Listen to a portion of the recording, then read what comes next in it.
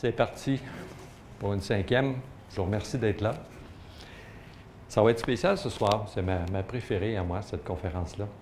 On va aller explorer les années 10 au Québec, à Montréal particulièrement. J'ai intitulé ça l'année de tous les dangers parce que, dans le fond, ça va être... on va partir de... Vous allez trouver que je vous amène des personnages puis des faits qui ont l'air de ne pas avoir rapport, mais ne vous inquiétez pas, on va rattacher des fils vers le 3/4 et vers la fin. On va partir de 1870 pour arriver à 1910 à Montréal, où il va y avoir une explosion politique et sociale à Montréal, qui va avoir des conséquences pour l'Église catholique au Québec, pour les nationalistes québécois, ils vont être obligés de changer de discours, et pour ce qu'on pourrait appeler la gauche, mais en fait à l'époque on appelait plus ça des réformistes, ou les libéraux radicaux. Les libéraux radicaux, ce sont des députés, des journalistes, des intellectuels libéraux attachés au Parti libéral fédéral. À l'époque, par exemple, Laurier a commencé sa carrière dans cette équipe-là, les libéraux radicaux, donc ils sont plus à gauche, aujourd'hui on dirait ça, plus à gauche sur l'échiquier, et qui mettaient de l'avant un certain nombre de réformes, particulièrement dans le domaine de l'éducation. Et on va voir comment ça a heurté l'Église catholique et quelle a été la réplique. Alors, on va commencer par regarder ce soir une série de personnages. Et autour d'eux, on va tisser la toile qui va nous amener jusqu'à la confrontation de 1910. Alors, le premier qu'on va voir, c'est Giuseppe Garibaldi, italien. Lui, on lui doit l'unification de l'Italie de 1860 à 1875. Donc, ce qui se passait à l'époque, c'est qu'il y avait plusieurs petits royaumes en Italie. Certains appartenaient à l'Allemagne, à la Prusse, beaucoup de domaines qui appartenaient au pape. C'était très morcelé, la Sicile, tout ça. Alors lui, il a commencé, il a levé des troupes et il a rassemblé l'Italie moderne qu'on connaît aujourd'hui. Donc, il est très important pour l'histoire de l'Italie. Pour ce qui nous intéresse, nous, c'est qu'il a commencé en 1860 ce qu'on appelle la marche des 1000. Ils étaient 1000 mercenaires ou militaires et ils ont envahi la Sicile et contre toute attente, ils ont gagné la bataille et ont pu verser la Sicile dans l'escarcelle de l'Italie moderne. Et jusqu'en 1870, vers 75, a fallu affronter la papauté. C'était incontournable. Si on voulait unifier tout le territoire, il a fallu sortir l'Église catholique de certains domaines. Et là, il restait Rome, le Vatican, dans lequel le pape était réfugié, et il était entouré des armées de Garibaldi. Il y a un film qui est probablement disponible encore à Montréal, peut-être au Beaubien, qui s'appelle L'Enlèvement, où on voit le personnage que je vais vous montrer tantôt, le pape Pie IX, qui avait fait enlever un enfant dans une famille juive au prétexte qu'il avait été baptisé en secret par la gardienne, puis il l'avait envoyé dans un orphelinat pour le faire élever. C'était une histoire qui a eu des rebondissements internationaux à cette époque-là. Donc, si vous voyez passer le film, allez voir ça, ça va vous replonger dans l'époque assez troublée. Donc, à partir de 1870, le pape va s'estimer prisonnier. Et là, la haine de ce que représentaient Garibaldi et ses adjoints, à savoir qu'on appelait les francs-maçons, mais ça, c'est un peu une illusion, les francs-maçons ou les gens de gauche, et les Juifs sont devenus l'ennemi fondamental de l'Église catholique. À partir de 1870, avec le pape qu'on va voir tantôt, va se développer tout un discours pour combattre et les idées et les individus qui les portent. La prochaine... Bon, lui, c'est assez intéressant d'en parler. On va voir ce soir aussi que les gens et les institutions changent au courant de l'histoire. Exemple, aux États-Unis, pendant la guerre de sécession, le parti qui combat l'esclavagisme, ce sont des républicains. On aurait pu s'attendre que ce soit les démocrates. Mais non, c'est l'inverse. Alors, vous voyez, les partis changent. Vous allez voir des choses que j'ai été chercher dans le journal Le Devoir, des années 30, mais on peut remonter avant, on va en trouver des pires, concernant les Juifs qui nous font dresser les cheveux sur la tête. Aujourd'hui, Le Devoir ne publierait jamais une histoire pareille, au contraire. Alors, et comme je vous disais, les libéraux radicaux de l'époque, comparativement aux libéraux d'aujourd'hui, les gens et les personnes et les institutions changent, il faut garder ça en tête. Et particulièrement ce personnage-là. Alors, c'est Arthur Buis, journaliste québécois, à la plume assez acerbe. Alors, lui, il fait partie des 1000. Les 1000 qui ont envahi la Sicile, il est là-dedans. Alors, l'idée que le Québec est isolé, ne participe pas aux grandes idées de ce monde, n'est pas au courant de ce qui se passe en Europe, c'est complètement faux. Alors, il est avec Garibaldi dans sa troupe et il va aller délivrer, en guillemets, la Sicile, la rassembler avec l'Italie moderne en 1860. Il revient au Québec et on le retrouve où? On en a parlé dans une autre conférence, comme secrétaire particulier du curé Labelle. Alors, comprenne qui veut. Il y a probablement qu'il cherchait les individus forts, lui, qui étaient capables de mener un combat, mais je vous le mets là pour faire la démonstration que ça circule. Et si on se remémore bien, le président de la ligne de chemin de fer du curé Labelle, M. Berthelet, un millionnaire montréalais, finançait des zouaves pour aller combattre pour le pape. Ils ne se sont jamais battus, ils sont arrivés en retard. Mais c'est quand même fascinant de voir que 10 ans plus tard, dans la même entreprise, celle du train, le petit train du Nord, vous avez Arthur Buis qui a combattu avec Garibaldi et Berthelet qui payait du monde pour aller combattre Garibaldi. Alors, autant Berthelet que tout le monde au Québec était parfaitement conscient de ce qui se passait là-bas et quels étaient les enjeux. Continuons au suivant. Alors, le cher homme, Pineuf. Un conservateur, comme on en voit peu, il y a une photo de lui à la fin de son règne parce qu'il était contre ça, les photos. Ils ont réussi à le convaincre à la fin. Pour lui, le train et les télégraphes, c'était les voies du démon. Alors, vous voyez, on est bien campé là, dans un conservatisme bien ancré. Alors lui, il va développer bien, si vous voyez le film, vous allez comprendre qu'il y avait peut-être des petits problèmes cognitifs ou autres, une haine contre les Juifs et les francs-maçons, sans fond. Sans fond. Et il va commencer toute la rhétorique, toutes les publications dont on va parler tantôt, à l'encontre de ces idées-là. La suivante, s'il te plaît. Les notes pour ne pas oublier quand même des choses.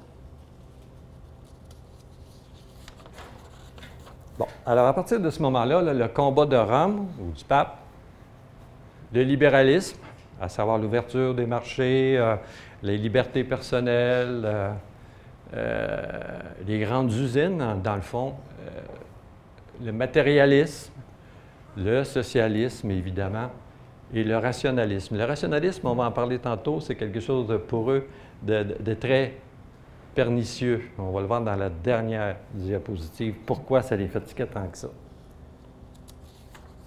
Et maintenant, le suivant, et non des moindres, Monseigneur Bruchesi, qui est archevêque de Montréal en 1910, pendant la période dont on va parler tantôt. Pour vous décrire le personnage, là, sa devise personnelle, c'est « crème et d'art ». Donc, il se place dans une position de domination et de « moi, je suis méchant, fais attention ». Effectivement, dans l'histoire de Montréal, c'est quand même un personnage qui a laissé sa marque pour sa capacité à battre ses ennemis. Lui-ci, à peu près la moitié de sa carrière, maintenant les historiens le savent parce qu'on a accès, je ne suis pas historien, là, mais les historiens ont accès à beaucoup de documentation, puis il y avait des problèmes de santé mentale importants. C'est plutôt son coadjuteur qui gérait la business. Mais lui, il avait une hargne particulière sur la gauche sur les francs-maçons et les juifs. Alors ça nous fait une belle équipe. Le prochain, vous avez dit qu'on est équipé dans les années 10. John Edmund Guerin, qui est maire de Montréal de 1910 à 1912. C'est un Irlandais, catholique, rock'n'roll, papiste, comme on appelait à l'époque, pour les démarquer des autres, là. Et donc, maire de Montréal, et puis Irlandais nationaliste, qui était président de l'Association internationale des Irlandais. Et c'est lui dont on avait parlé pendant la période de guerre, là, qui, en 1912, a décidé de baptiser une rue qui n'était pas loin d'ici, la rue Paul Kruger. Kruger étant le grand patron des armées de l'Afrique du Sud qui ont affronté le régime britannique en 1895. Alors ça, c'est à peu près l'équivalent d'aller à Chicago puis de marquer sur une rue la rue Ben Laden. C'est à peu près l'équivalent. Il l'a fait. Parce que les Irlandais sont en révolte par rapport au régime britannique. Il est anti-impérialiste et il a décidé de marquer le coup de cette façon-là. En 1910, il va avoir un rôle très important dans ce qui va se passer à Montréal. Il n'a pas été là longtemps à la mairie de Montréal, 2 ans, mais mettons qu'il a laissé sa place. Alors, le prochain. Gustave Franck, on en a déjà parlé, qui est un imprimeur, donc qui est un patron, mais qui est syndiqué, parce qu'il fait partie des Chevaliers du Travail. Puis les Chevaliers du Travail, eux, sont ouverts à tous ceux qui produisent ou réalisent du travail. Les seuls qui ne peuvent pas être membres des Chevaliers du Travail, c'est ce qu'eux appellent les oisifs. Les gens qui travaillent dans les banques, les gens qui sont dans l'immobilier. Alors ça, eux autres, ils ne peuvent pas être membres. Mais c'était un syndicat et un mouvement social assez avancé pour l'époque, parce qu'il n'y a pas de discrimination raciale, ce qui était quand même pas évident, là. Les autres syndicats, généralement, n'étaient pas ouverts aux personnes de couleur. Ça, c'était vrai à Angus aussi, chez les métallos, entre autres. Et les femmes. Les femmes étaient admises et il n'y avait pas non plus de discrimination religieuse. C'était quand même quelque chose d'important. Alors lui, il va créer, malgré le fait qu'il ne soit pas un employé, mais un patron, il va devenir un leader des syndicats à Montréal et il va créer le Conseil des métiers et du travail de Montréal, qui existe encore aujourd'hui. C'est un organisme qui regroupe l'ensemble des syndicats, quelles que soient leurs origines ou couleurs. Donc, les syndicats de métiers, anciens syndicats de métiers qui relèvent des anciennes corporations, tous indépendants et qui assurent la formation du personnel. Par exemple, installateur de bouilloire, bien, tu commençais apprenti, 2-3 titres pour arriver à maître au bout de la ligne. C'était la façon de former. Les syndicats de chevaliers, eux, n'avaient pas tellement au sein d'Angus, mais ils dominaient à Montréal jusqu'en 1940. Ça vient des États-Unis, ce mouvement-là, mais ça a résisté beaucoup plus longtemps à Montréal qu'aux États-Unis. Ou aux États-Unis, et au Québec aussi, finalement, les syndicats internationaux qui existaient à l'époque là, ont commencé à s'installer au Québec, comme partout ailleurs en Amérique. Et eux, avec d'autres pratiques que les syndicats. Les syndicats de métier étaient très mal placés pour être capables de gérer une grève générale. Ils ne pouvaient pas faire ça, ils géraient un métier. Alors, quand on arrivait avec des grandes shops comme Angus, tu pouvais bien avoir une petite grève dans un coin, mais le patron s'arrangerait très bien avec ça. Alors, c'est les syndicats américains qui ont amené la pratique des grèves générales, puis on en a parlé, c'est la première qui a eu lieu au Canada, c'était Angus en 1908. Alors, lui, il crée ça, cet organisme-là, à l'intérieur duquel les gens qui veulent des réformes, et là, on peut penser à Montréal, de 1880, mettons, jusqu'en 1910 et même après, c'est le fait de journalistes, de médecins, beaucoup de médecins. Les débats vont se faire, les médecins qu'on appelait hygiénistes à l'époque, qui trouve révoltant les statistiques qu'on trouve concernant, entre autres, la mortalité infantile, la qualité des réseaux d'égouts, l'eau potable qui transmettait plus de maladies qu'autre chose. Alors, eux vont commencer à beaucoup travailler sur le terrain. Et par exemple, pour vous montrer comment était la dynamique à l'époque, les médecins réformistes vont créer l'hôpital Saint-Luc pour soigner les pauvres. C'était un hôpital qui avait été fait pour ça. Bruchézy regarde ça, puis s'est dit, un peu, là, ces espèces d'impies vont commencer à approcher les âmes de nos patients. Alors, il a, lui, créé l'hôpital Sainte-Justine, de façon à ce que l'Église catholique puisse être sur le bord du lit de la mer pécheresse pour recueillir l'enfant, n'est-ce pas? Alors, vous avez cette dynamique-là qui va être à Montréal constante, avec des hôpitaux, il y en a aussi dans l'est de Montréal, et qui va se transporter sur les champs de bataille en Europe, en 14-18. Alors, il y avait des volontaires, là, des médecins montréalais volontaires, laïcs et francs-maçons, il faut le dire, qui installaient des hôpitaux militaires pour soigner, évidemment, les soldats blessés. Et vous aviez des volontaires catholiques qui partaient installer des hôpitaux militaires pour soigner les soldats sur le même champ de bataille. C'était comme des compagnies qui s'affrontaient finalement pour avoir une clientèle.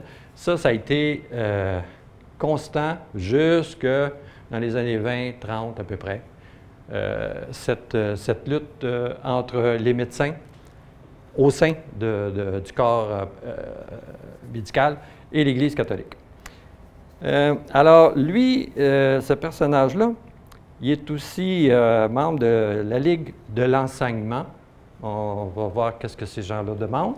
La Ligue de l'enseignement et de la Loge Émancipation des francs-maçons. C'est une loge qui est à Montréal, qui est associée au Grand Orient de France. Et là, on va faire une distinction sur qu'est-ce qu'un franc-maçon, parce qu'il y en a deux types. Il y en avait beaucoup à Angus, du côté anglophone. C'est ce qu'on appelle les Shriners, que vous connaissez certainement, là, qui font parfois des parades, puis qui ont créé l'hôpital Shriner, ou l'ont financé, qui sont toujours à Montréal, ils ont pignon sur rue, sur Sherbrooke, dans un magnifique édifice. C'est une organisation de bienfaisance, mais avec aussi un aspect de copinage. Donc, tu t'arrangeais pour être dans les francs-maçons, les Shriners, ici au Shop Angus, ça t'aidait pour les promotions. Mais jamais, eux, ils ne font pas de politique, puis ils n'ont pas de mission sociale autre que bienfaisance. Alors que les francs-maçons d'obédience française, eux, ils se revendiquent des Lumières et du rationalisme. Alors, ils vont combattre, pas tellement l'Église catholique, il faut faire la distinction, comme ses œuvres ou sa façon d'agir, ou l'usage de l'éducation ou de la santé pour contraindre les gens à penser des choses ou accepter des choses qu'ils n'accepteraient pas normalement.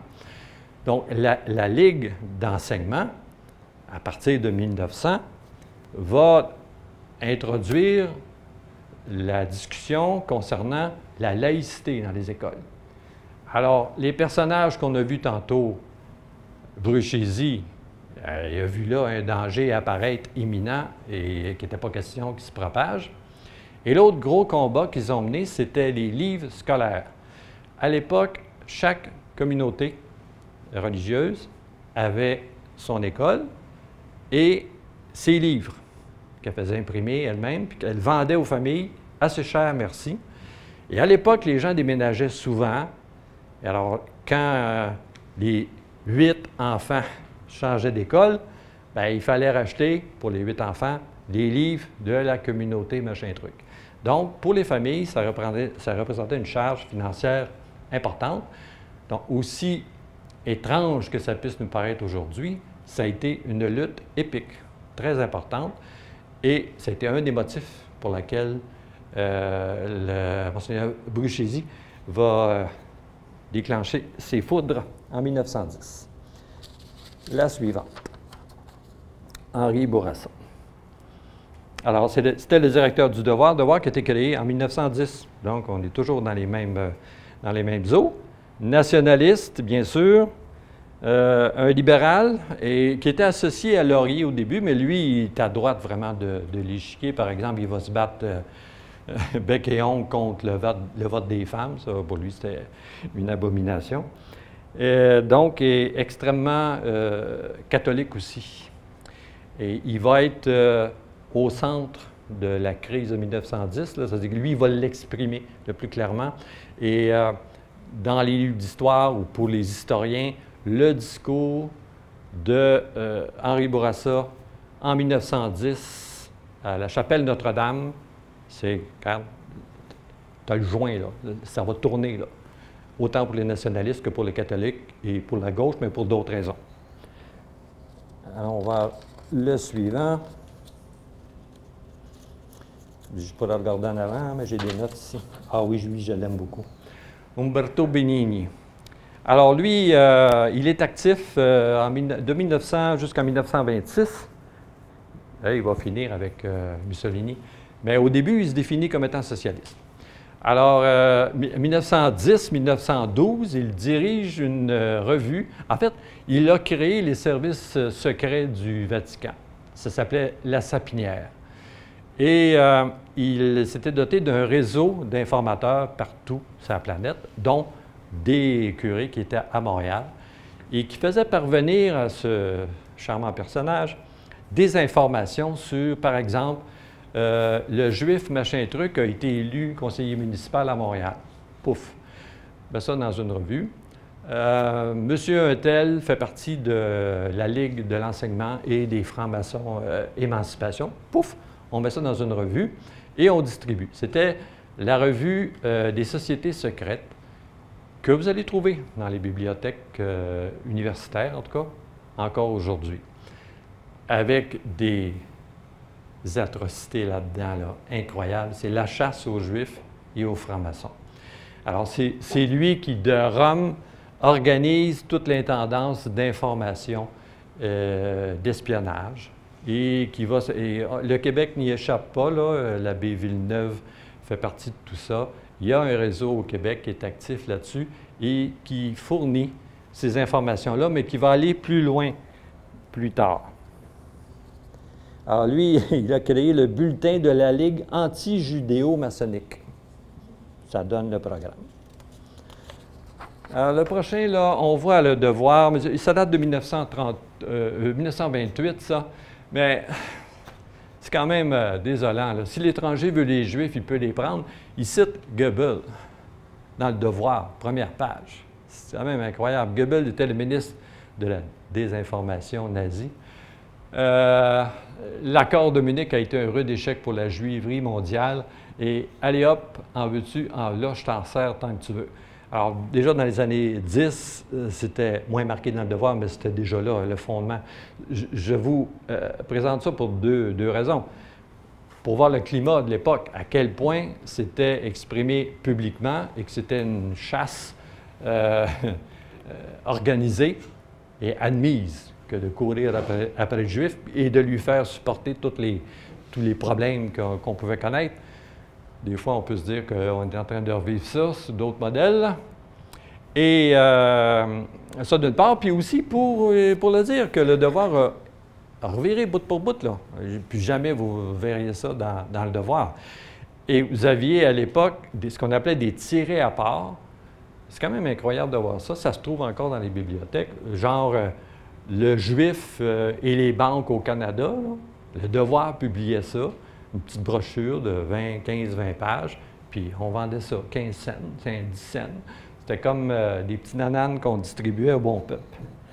Alors, dites-vous au moins que les choses changent. Évidemment, c'était proche de l'Église catholique. Bon, là, on arrive à un événement majeur dans l'histoire de Montréal pour ce qui est du catholicisme, le grand congrès eucharistique de 1910. C'est la procession de fermeture. C'est un congrès international, donc il vient du monde partout. Il y a énormément d'argent public qui est mis là-dedans. Il y a des processions interminables, des congrès continuels. C'est quasiment du 24/7. C'est vraiment la grosse affaire. C'est comme on dit, les Olympiques spirituels. Alors, ce qui va se passer à ce moment-là, c'est que Guerin et Bruchesi décident de régler le problème avec les francs-maçons pendant le congrès en question, un petit peu avant. Les fameux espions de Benigni, qui ne travaillaient pas nécessairement pour lui, mais en tout cas qui étaient proches de l'Église catholique, savaient où étaient les locaux des gens de l'émancipation et faisaient de l'écoute, voir qu'est-ce qui se passait. Et ils ont fait une entrée par infraction, ils ont volé la liste des membres et ils ont été porter ça au maire Guerin et à Bruchesi en disant, voici, on a la liste des mécréants qui préparent un complot. Ah, alors, quel complot? L'idée est assez simple. Comme il va y avoir beaucoup de curés, de frères, de sœurs qui vont arriver à Montréal à la gare, ils envoient des gens puis ils leur disent, on a un lieu d'hébergement pour vous, suivez-moi. Ils vont les amener dans des bordels où les journalistes vont les photographier. Et après ça, ils vont salir l'Église catholique avec ça. Alors là, le maire Guérin est informé de ça.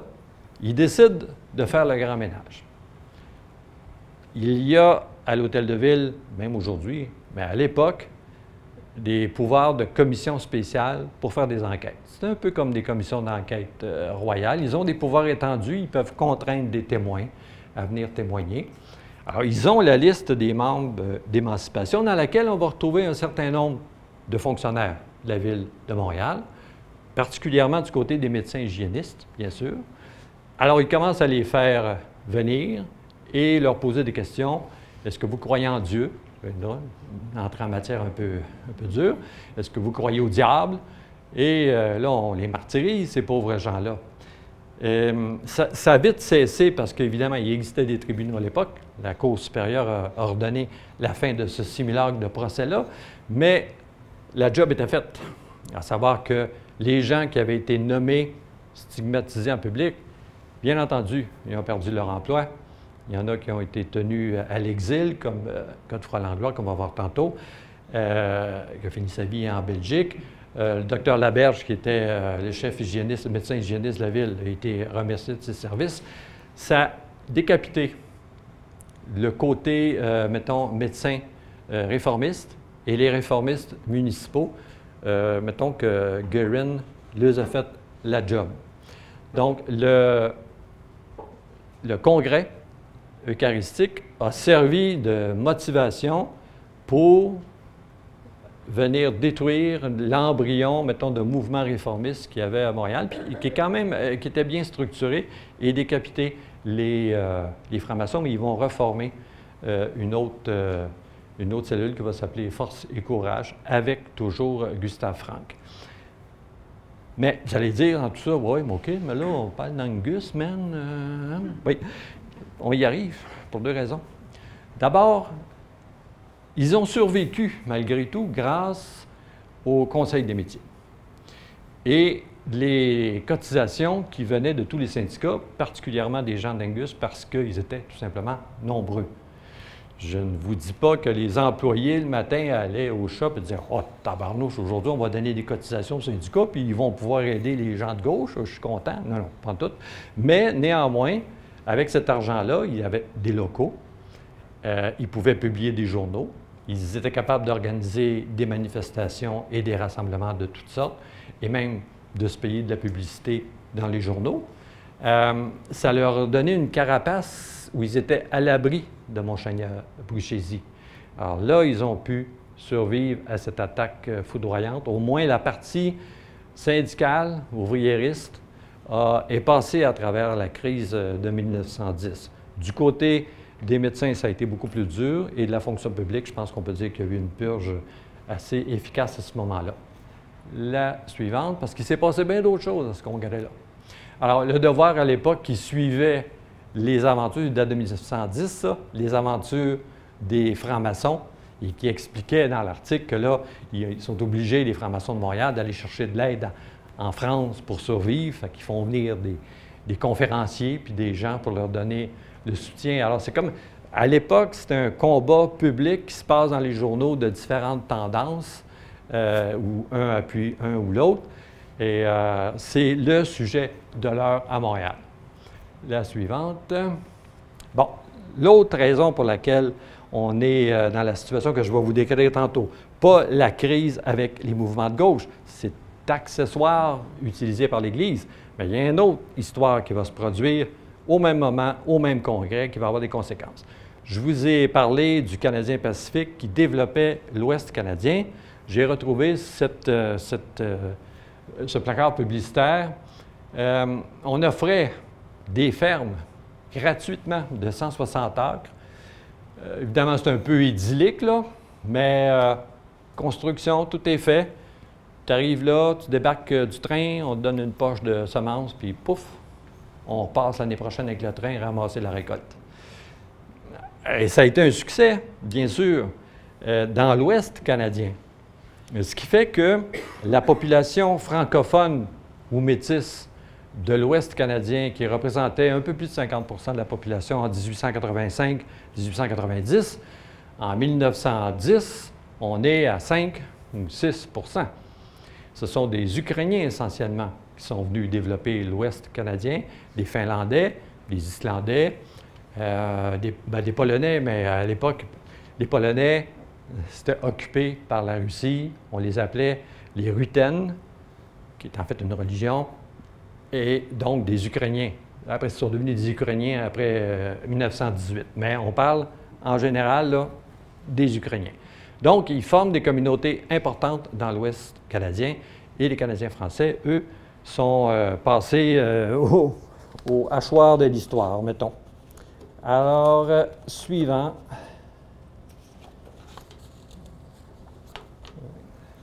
Alors, la Ligue de l'enseignement qui était là de 1902 à 1904, le pape Pie IX la considère comme une société pernicieuse qui travaille à extirper radicalement, surtout de l'âme des enfants, la foi catholique. C'est un extrait d'un article qui avait été publié. Alors, vous voyez, le pape à Rome commente des événements qui ont lieu à Montréal. Alors, les communications se font. La suivante. Bon, Godefroy Langlois, qui est un radical, un libéral radical, un député à Québec et journaliste. Il y avait beaucoup de journalistes qui étaient dans ces mouvements-là et qui était un des leaders de la Ligue pour l'enseignement. Lui, il a connu, ça a été très difficile après 1910, mais il y avait quand même quelques appuis au gouvernement du Québec. Alors, on l'a nommé représentant du Québec en Belgique. Puis il a fini sa vie là, je pense, en 1928, en Belgique. Il n'est jamais revenu au Québec. Mais c'est un des personnages importants de l'histoire que je vais qualifier de gauche là, au Québec dans ces années-là. C'est un personnage à retenir. Donc, il travaillait évidemment au quotidien avec Gustave Franck. Suivant. Émile Combes, un personnage important, français, ministre français. Alors lui, déjà en 1870, le gouvernement français amorce les réformes pour la laïcité de l'enseignement. Ils ont commencé ça en 1870. Donc, les relations entre le Vatican et Paris ne sont pas très bonnes. Mais en 1905, là, c'est le grand ménage qui se fait. Ce qu'on appelle les lois Combes, c'est lui. Alors, et toutes les communautés religieuses sont sorties de l'enseignement et des fois manu militari, comme on va voir à la prochaine image. Bon, là, ce sont supposément des moines qui sont sortis par l'armée. Faites attention, à l'époque, les photos, ce sont des montages ou des reconstitutions, parce que c'est difficile, surtout quand il y a du mouvement, d'avoir une bonne photo. Et c'est des photos qui sont destinées à être des cartes postales. Alors, si vous regardez comme il faut, c'est un montage, probablement une parade militaire dans laquelle on a intercalé les moines, et vous avez une reprise de la scène en avant qui a été découpée et placée en arrière comme s'il y avait une rangée de moines qui sortaient sous les forces armées. Donc, il faut se méfier quand même de ces représentations-là. J'en ai d'autres qui se passent en Côte-d'Armor et où ils ont demandé aux eudistes de reconstituer les barricades qu'ils avaient construit quand l'armée ou les policiers venaient pour les chercher. C'était beaucoup plus civilisé qu'il y paraît. Mais on voit sur la carte postale, là, ils ont construit des barricades, puis ils attendent les forces armées, mais c'est une pause, là. C'est vraiment en studio. C'est quand même assez exceptionnel. Mais tout ça pour dire que ça a été un choc, évidemment, pour l'Église catholique. Alors, on est en 1905. Ces curés-là et ces sœurs-là, les moines, les frères, les eudistes, qui sont sortis des écoles, sont en fuite. Ils s'en vont où? Au Québec. Alors, les frères maristes qui vont créer les écoles primaires et secondaires ici, dans Rosemont, viennent de cette fuite éperdue. C'est ceux qui vont assurer l'éducation du jeune Jean Drapeau. Alors, évidemment, ces gens-là, ils viennent ici avec la détestation de ce qu'ils appelaient, eux autres, la démocratie. Non pas qu'ils étaient contre le système démocratique, mais on sort d'une époque où l'Église, pas juste l'Église, la population en général, estime que le pouvoir, c'est quelque chose qui vient, c'est une transcendance de Dieu. Hein? C'est Dieu qui accorde le pouvoir avec les rois, évidemment, c'était ça. Il fallait que tu ailles voir le pape pour avoir l'autorité temporelle. Alors que du jour au lendemain, on permette aux gens, tout un chacun, d'être capable de choisir qui va les diriger, mais de quoi on parle, tu sais? Par quelle autorité morale M. Tartampion, au coin de la rue, qui ne vient même pas à messe le dimanche, pourrait décider de qui va diriger le pays. Pour eux, c'était une chose abominable. On va avoir un groupe au Québec qui va colporter ça. C'est ce qu'ils appelaient l'esprit du Moyen Âge. André Laurendeau, quand il était jeune, à la sortie de l'adolescence, était un fervent partisan de cette façon, de cette philosophie. Il appelait ça une philosophie.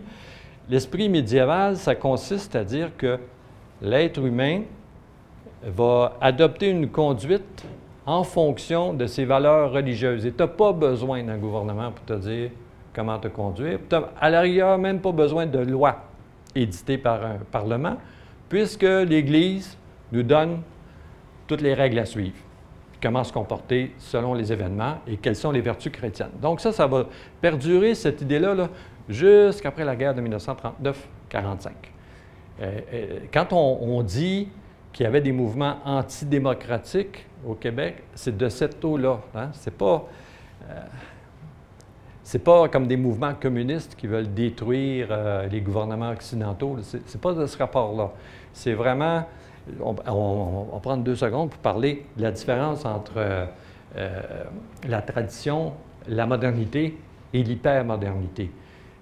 Dans la tradition, la transcendance, ce qui décide, qui détermine, qui te donne tes valeurs puis qui te dicte ce que tu dois faire dans la journée, c'est Dieu. La religion, c'est Dieu. C'est direct de même.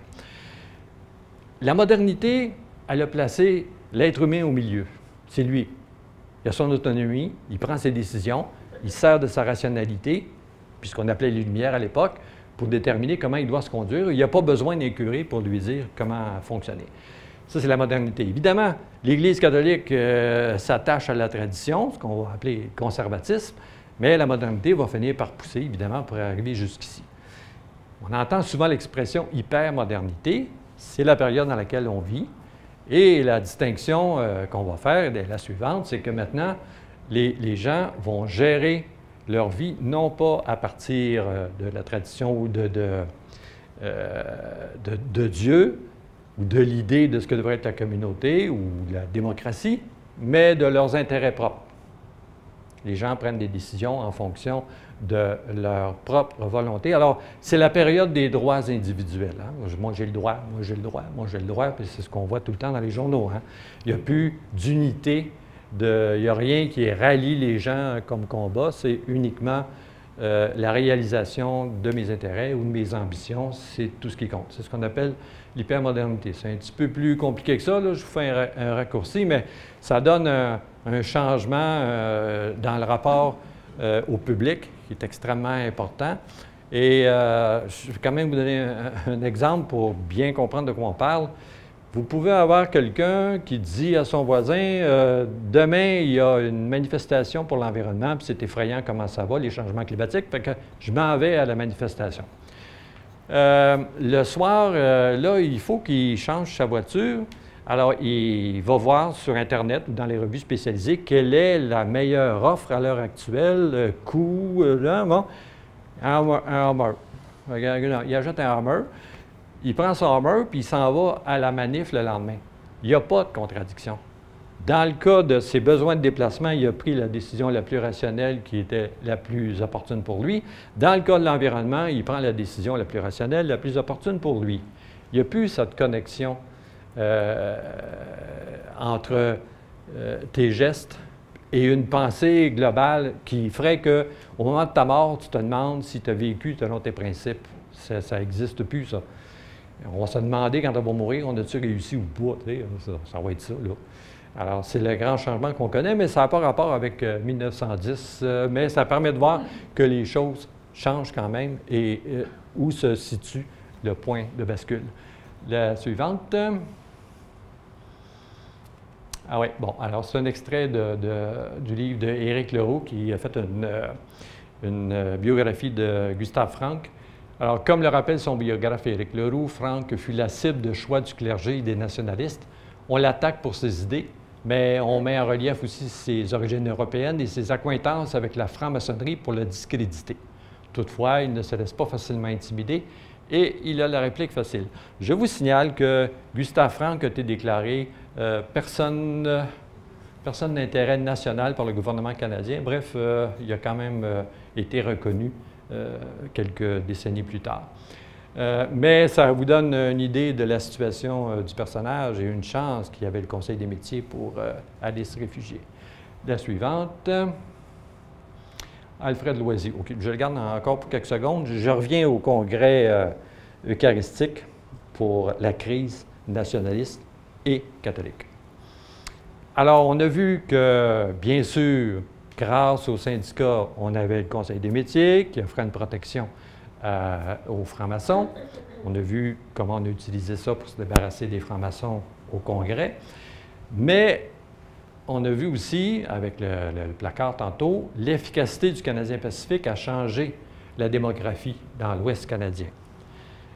À la même époque, vous vous souvenez certainement du film Les Tisserands, il y a des conflits larvés entre les catholiques francophones dans le nord-est des États-Unis et les Irlandais catholiques. On a ça aussi à Montréal, les Irlandais anglophones, catholiques, et les catholiques francophones, ça ne fonctionnait pas toujours très bien. Alors, à l'Église, à Rome, il y a comme des actuaires ou des comptables qui examinent la situation sur l'échiquier mondial. Le petit défaut qu'on a un peu au Québec, c'est d'avoir une histoire ethnocentrée. Alors, les historiens ont rapporté la situation comme si le Vatican avait décidé de punir les Canadiens français puis s'en débarrasser. Je vais vous expliquer ce qui s'est passé ce soir-là. Mais quand on regarde les historiens européens, ceux qui sont spécialisés dans l'histoire du Vatican, la politique qui va être appliquée ce soir-là à la chapelle Notre-Dame aux Canadiens français est la même qu'on va appliquer aux Polonais et pour les mêmes raisons et avec les mêmes personnages. Alors voici. L'Église catholique s'est rendue compte que le fameux peuple élu canadien-français qui allait être porteur de la foi catholique sur l'ensemble du continent, parce que c'était l'idée qu'il y avait à l'époque, le nationalisme se nourrissait de ça. Nous sommes le peuple élu, on a beaucoup d'enfants, on voyage partout, on occupe tout l'Ouest canadien et on a même beaucoup de nos compatriotes qui sont rendus aux États-Unis. Donc, on va être le porte-drapeau de la foi catholique en Amérique. Ça, c'est une idée qui dominait, qui était transmise, qui était acceptée comme telle. Le soir en question, un évêque de Londres débarque à la chapelle Notre-Dame et annonce que c'est fini, que dorénavant, l'Église catholique va compter sur les Ukrainiens et les Irlandais pour assurer à l'Église catholique une forme d'hégémonie ou d'expansion sur le territoire. Du point de vue des données statistiques démographiques, ça avait comme un peu de sens.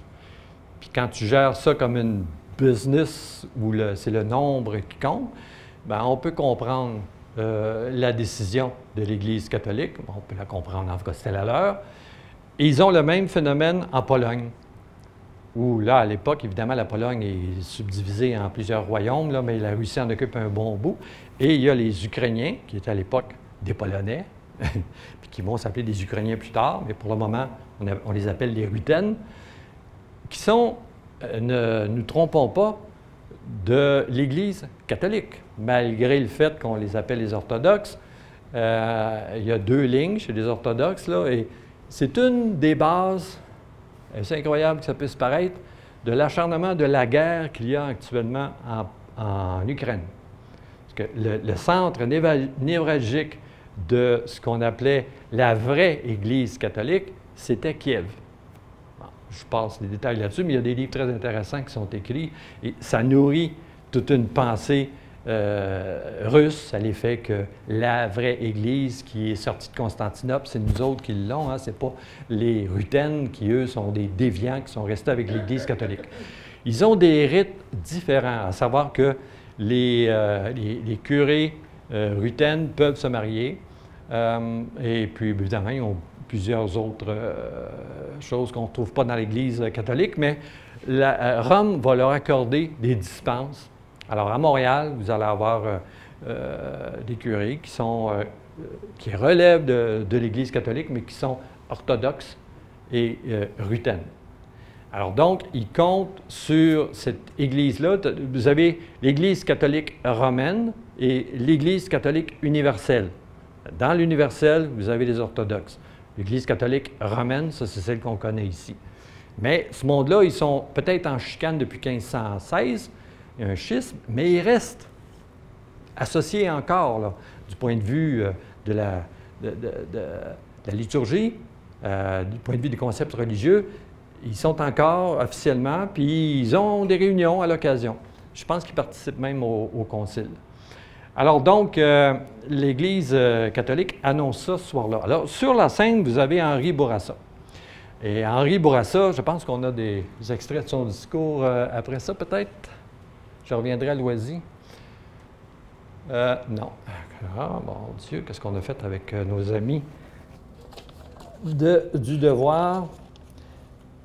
Non, on ne l'a pas. Bon, alors, Bourassa va piquer une crise, il va se lever comme un spring et il interpelle Monseigneur pour lui dire que ça n'a aucun bon sens de faire ça aux Canadiens français.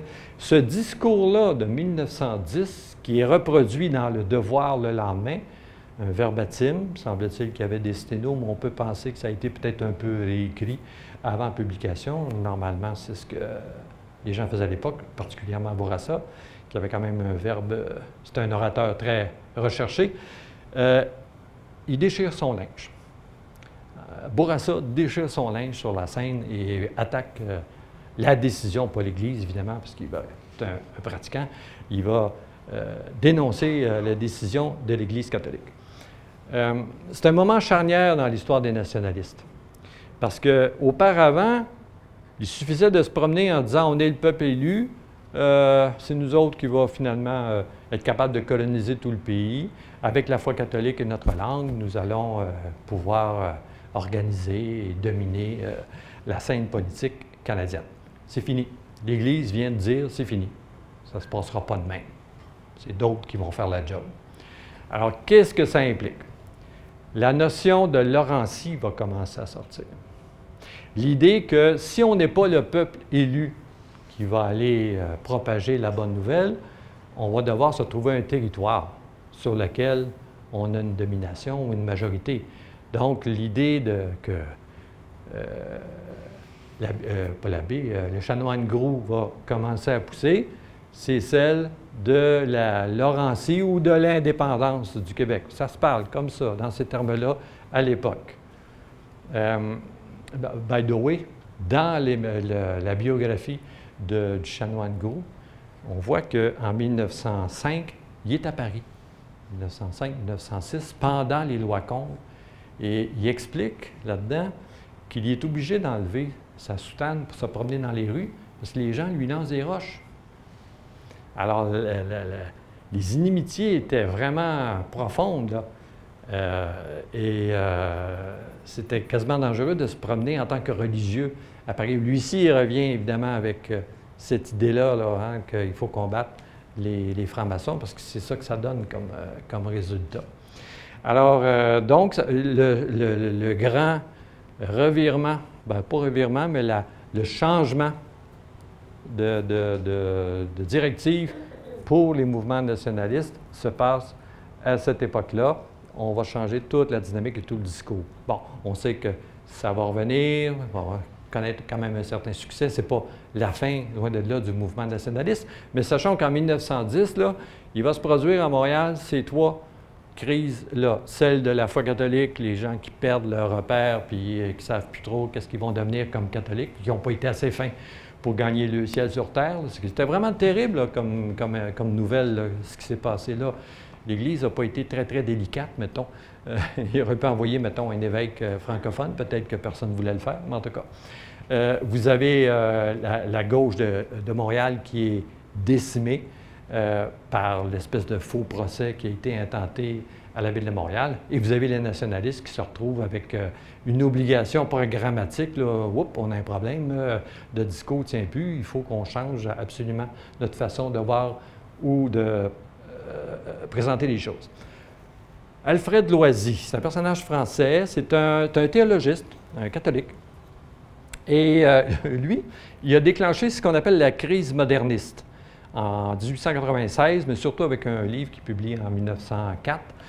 Et lui, ce qu'il a fait, c'est que tout simplement, il a lu les Saints Évangiles, la Genèse, puis là, il a commencé à comparer ça avec les faits historiques qui ont commencé à sortir. On parlait la semaine passée de la paléontologie, l'étude des dinosaures et des fossiles, dont Van Horn était un ardent amateur. Alors, on commence à comprendre que l'humanité n'est pas apparue comme ça, là.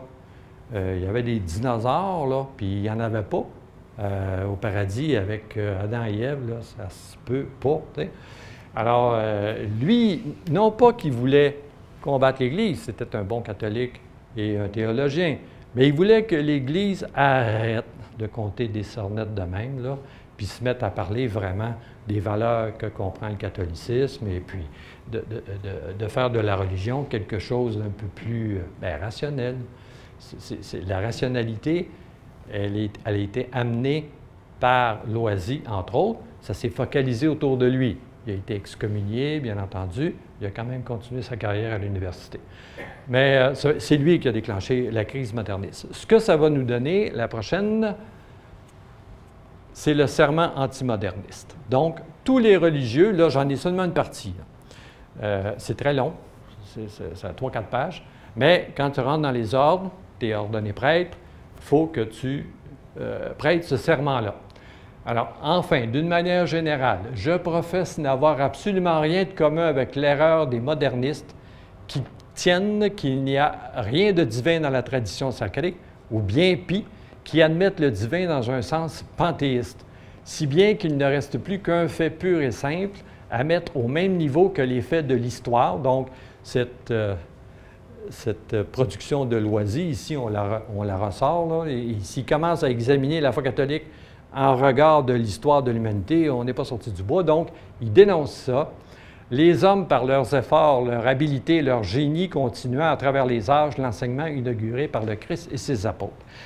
Alors, le curé Brien, ici, dans Rosemont, il a prêté ce serment-là. À chaque année, on les retrouve dans les archives de l'archevêché, c'est très intéressant à lire.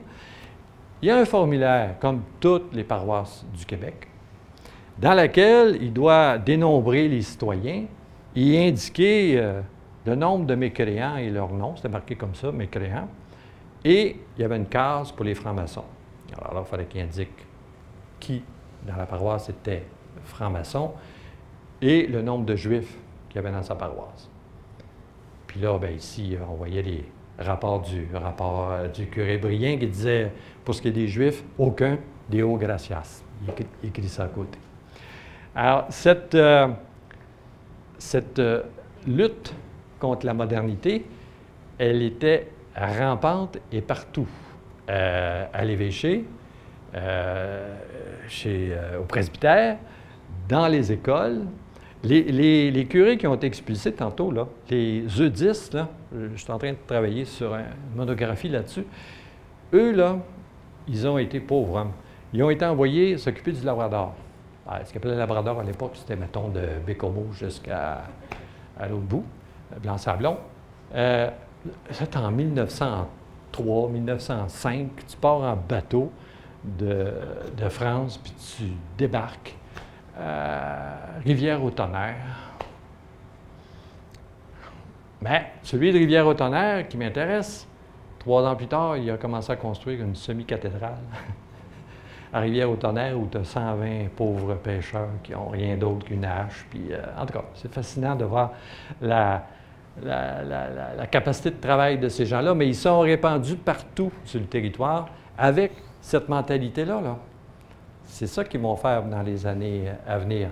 C'est ça qui va nourrir la hargne de Bruchésie en 1910 à Montréal. La suivante, s'il y en a une, je pense qu'on... C'est fini? Bon. Alors voilà, c'était notre petite tournée de 1910. Vraiment un élément tournant pour le Québec. Je pense que vous l'avez bien saisi, l'importance des événements qu'il y a eu là.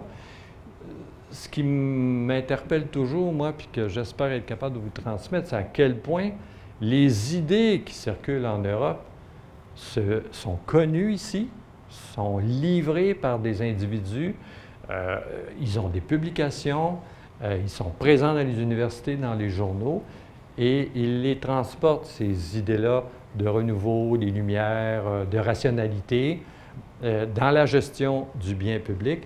Alors, c'était là, malgré ce qu'on entend souvent chez nos historiens, à savoir qu'à l'époque, le Québec est fermé, il n'y a pas d'intellectuels, il n'y a pas d'échange d'idées. Non, non, c'est pas vrai. Elles étaient là, à mon point de vue, encore plus dynamiques à l'époque qu'aujourd'hui parce qu'elles sont structurées dans la modernité. Donc, ça offre un modèle compétitif avec la tradition, un modèle complet pour l'humanité. C'était ça l'objectif. Aujourd'hui, c'est très, très parcellaire. Hein? Les politiciens vont vous offrir une baisse de taxes une semaine, un rabais pour votre char électrique l'autre semaine. Ça ne dépasse jamais ça. Il n'y a pas comme de grandes fresques vers où on s'en va. De toute façon, je pense que ça ne marcherait plus. Mais alors, cette idée-là, l'importance de ces idées-là, elles ont survécu. Et la Révolution tranquille, là, oui, on en perçoit, nous, parce qu'on est quasiment contemporain des années 50, 60, mais non, les années 10, là, c'était, à mon point de vue, beaucoup plus hot que ce qu'on a connu des années 60, plus articulé, plus organisé, ce qui est vraiment passionnant. Et puis, bien évidemment, les autres impacts dont on a parlé, qui ont eu les conséquences. Vous savez, le serment antimoderniste, là, il a été aboli en 1967 à Vatican II. Ils l'ont raté longtemps à Rome. Et le problème du pape emprisonné à Rome s'est réglé en 1928 au traité de Latran avec Mussolini.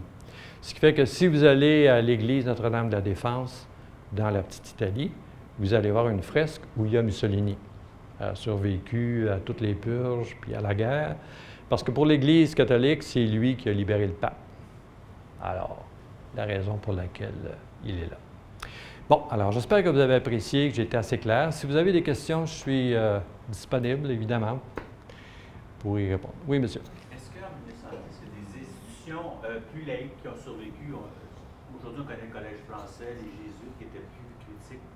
Oui. Est-ce que ça existait en 1910, des écoles qui étaient plus libérales, où ça a été... Je pense que si tu allais suivre ce qu'on appelait le cours... Comment ils appelaient ça? C'est pas le cours normal, là. Il y a un autre cours qui était plus laïcisé, là, mais c'était plus des fonctions comme comptable, administration des affaires. Alors, évidemment, on s'éloignait un petit peu. Mais le contrôle de l'Église était tellement affirmé là, que non, je ne pense pas qu'on pouvait trouver des institutions qui avaient la marge de manœuvre. Bruchésie était, je m'excuse, là, s'il y a des... c'est une brute, là. Brugésie était une brute. Alors, personne n'échappait à son courroux et tu ne pouvais pas, surtout au sein de l'Église catholique.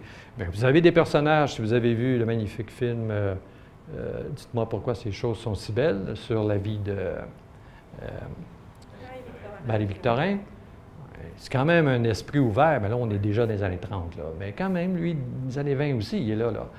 Et, mais on voit aussi qu'il est en but avec les institutions.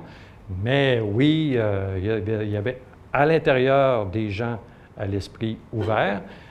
Dans la biographie du chanoine Gros, on voit qu'il y a des débats entre prêtres dans les écoles. On rappelle que c'est quand même le chanoine Gros qui a introduit l'enseignement de l'histoire au Québec, dans les années 40. C'est quand même pas si vieux que ça. Il se faisait de l'histoire avant, mais ça ne s'enseignait pas comme tel avec Chappet puis Garneau et les autres. Donc, eux produisaient des livres sur l'histoire du Québec, mais il n'y avait pas d'enseignement de l'histoire. Peut-être un peu à Laval, mais en tout cas pas à Montréal. Donc, c'est le chanoine qui va organiser.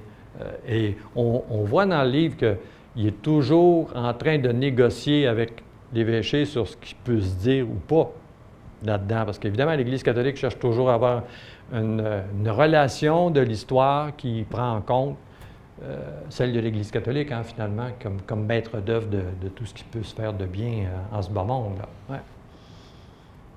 Mais est-ce qu'on peut appeler que les mouvements comme anti-conscription, la Deuxième Guerre, au fond, leur fait travailler d'aller battre pour les Anglais, puis moi j'ai des oncles qui fuyaient dans les campagnes pour aller se battre. C'était un mouvement de contestation contre l'autorité. Je ne sais pas, l'Église était où là-dedans?